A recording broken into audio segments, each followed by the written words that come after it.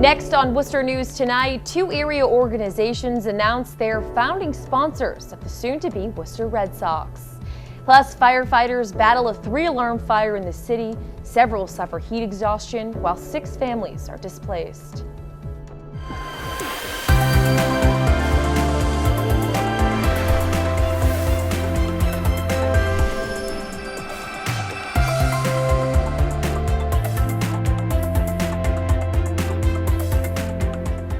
Good evening and thank you for joining us. I'm Anna Botari. Organizations throughout the city continue their support for the soon-to-be Worcester Red Sox. In the last year, the team has announced their move, picked a location, and broken ground on their new home. Thursday, the team picked up even more support from the local business community. Our Kim Jandro is live in Worcester tonight with those details. Kim? Anna, the WBDC has 25 board members. President and CEO Craig Blaze says when the city approached them asking if they'd be willing to sponsor the Worcester Red Sox, it was an easy decision, and all 25 board members voted yes. Well, earlier today, the WBDC as well as Mercantile Center became official founding sponsors of the Worcester Red Sox. Starting their corporate sponsorships from scratch was a major concern for the Pawtucket Red Sox while negotiating with the city of Worcester. There were those, Larry Lupino for one, who thought that the business community might be the Achilles heel of the concept of building a ballpark in Worcester. They say those concerns have vanished. Almost a year since the move was made official, the team is now being backed by what they're calling the 21 Club. 21 different organizations and companies are now founding sponsors of the team. Mercantile Center and the Worcester Business Development Corporation officially joined the group Thursday. This was an easy vote for the WBDC to make this commitment. We've gotten some already benefits back where we've had some tenants and prospects come to our building, come to Worcester because of the Red Sox. Shovels hit dirt and Polar Park had its groundbreaking 2 weeks ago. Paw Sox president Dr. Charles Steinberg says the team wouldn't have a new stadium or home if it weren't for the business community they were once worried about. They didn't just step up, they stepped up aggressively. They stepped up quickly to say, we want you, we will sponsor you, we will be supportive of you. President of the WBDC, Craig Blaze, says he expects the team to bring thousands of people into Worcester and create congestion in the city. But he says congestion is welcome. If it's hard to find a parking spot and it's hard to get through a street, then your city is thriving. We are just thrilled that they will be anchoring the Canal District. Now, earlier tonight, they actually played the Red Sox-Yankees game on the big screen as part of the celebration, as well as have some baseball-themed snacks. Now, Dr. Charles says within the next week or so, they're hoping to lay down the markers for the bases and home plate at Polar Park. We're live in Worcester tonight. I'm Cam Jandro, Worcester News Tonight. East Brookfield police have identified the 2 drivers killed in a 3-car crash on Route 49. Police say 61-year-old Joseph Nardone of Leicester and 48-year-old Renee LaValle of Spencer were both killed in the collision. A portion of Route 49 was closed for several hours. The accident happened Tuesday around 11:30 a.m. Several families are displaced after a 3-alarm fire hits an apartment home in Worcester. Firefighters battled the heat as flames quickly spread. Birch Street and an intersection of Maywood Street were closed as crews responded. Our Chandler Walsh has more. Worcester firefighters battle the heat in a 3-alarm fire. Deputy Chief Martin Dyer says several firefighters suffered heat exhaustion and were treated on scene. On a hot day like today, really just you get tired very, very fast. It gets harder to do the job. And that's why we just went real fast with the alarms. The fire broke out on the 3rd floor of a 6-family home on Birch Street. First company on scene noticed heavy fire coming from the side windows. We had about 3 windows of fire. All residents made it out safely, but Dyer says 1 cat is dead and a dog is missing.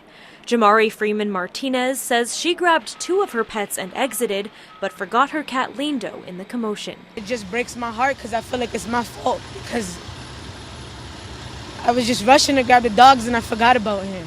Freeman Martinez lives in the unit next to where the fire broke out. She says she heard the fire alarm and then saw black smoke. I be seeing a lot of fires in Worcester and I pray every day and I always pray for people, and you know what I'm saying? And I always pray that this never happens, and it happened. Deputy Chief Dyer says the home has extensive damage.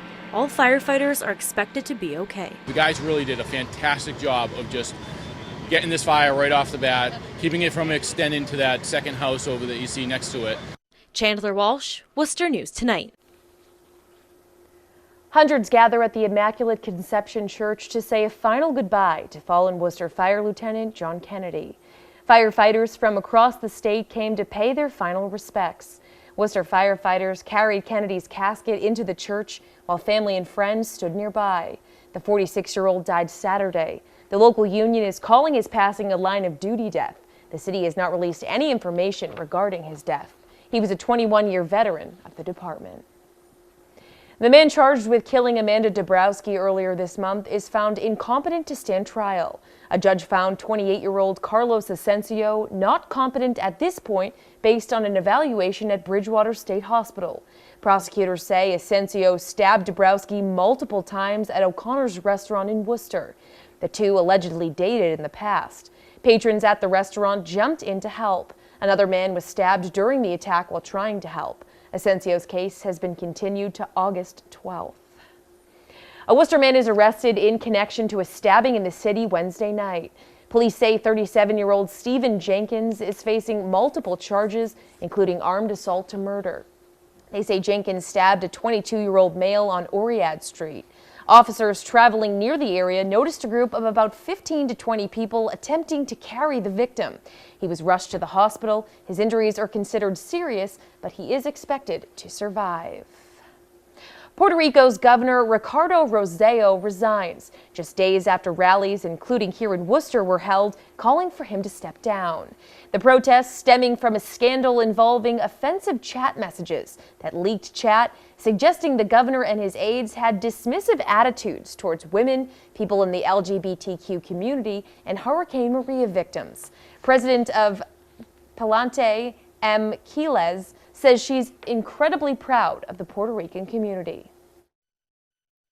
It's awesome also because we just see the results of how a democracy really works. So I think we set a great example to America as to how a democracy should be.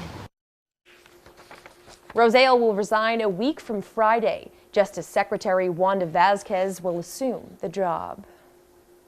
Thursday, the Worcester Historical Museum hosted the Stanley Kunitz Medal Ceremony. Co-founder of the Worcester County Poetry Association, Fran Quinn, received this year's award.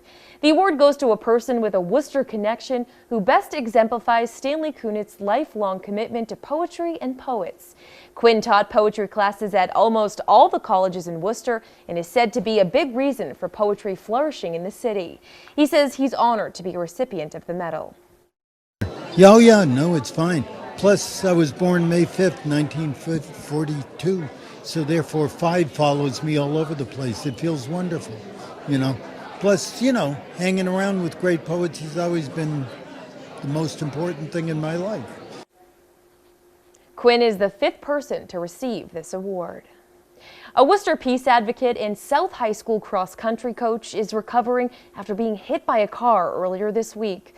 According to a GoFundMe page, Scott Schaefer Duffy was hit while on his weekly run. He suffered some severe injuries, including broken ribs and scapula, some facial fractures, and a serious concussion. Schaefer Duffy and his wife bake and sell bread at local churches for donations to support the work of the house. The page says his full recovery may take several months, and baking will not be taking place as he recovers. So financial contributions made to the page will offset the loss of income as well as go toward medical bills. Donations are currently at more than $15,000.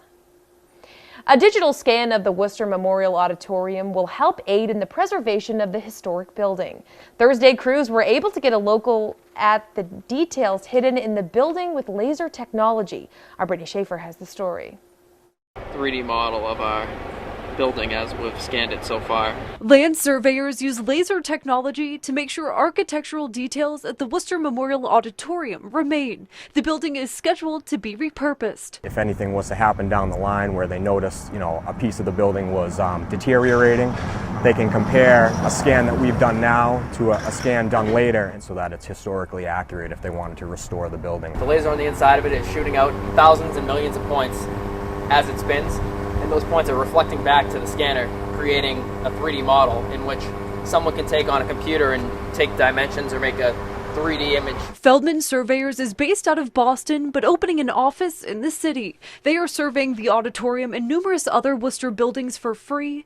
Preservation Worcester Executive Director Deborah Packard says the surveys will help in the redesign process. Historic preservation sometimes is more expensive than new construction. So anytime someone can lend a hand, it makes a huge difference in the city. And also, I think the end goal results will be better because of that technology. The Architectural Heritage Foundation bought the building in May. The Boston-based company plans to turn the 110,000 square feet into an innovative technology, arts, and education center. Packard says the auditorium was built in 1931 and is one of Worcester's greatest treasures. It's just architecturally significant classical revival with Art Deco. So many people have had experiences in it. To preserve a piece of history like this, it's hugely valuable. Feldman Surveyors say they were able to complete the project within a day. In Worcester, Brittany Schaefer, Worcester News Tonight. People were eating ice cream for a good cause Thursday at DQ Grill and Chill in West Boylston. Once a year in July, the restaurant celebrates Children's Miracle Treat Day. Proceeds from each blizzard sold are donated to the Boston Children's Hospital. 100% of all blizzard sales goes to the Children's Hospital to raise money for them. Overall, I just think it's a great cause. Customers were also able to make a donation by purchasing a miracle balloon and in return receive coupons to the restaurant.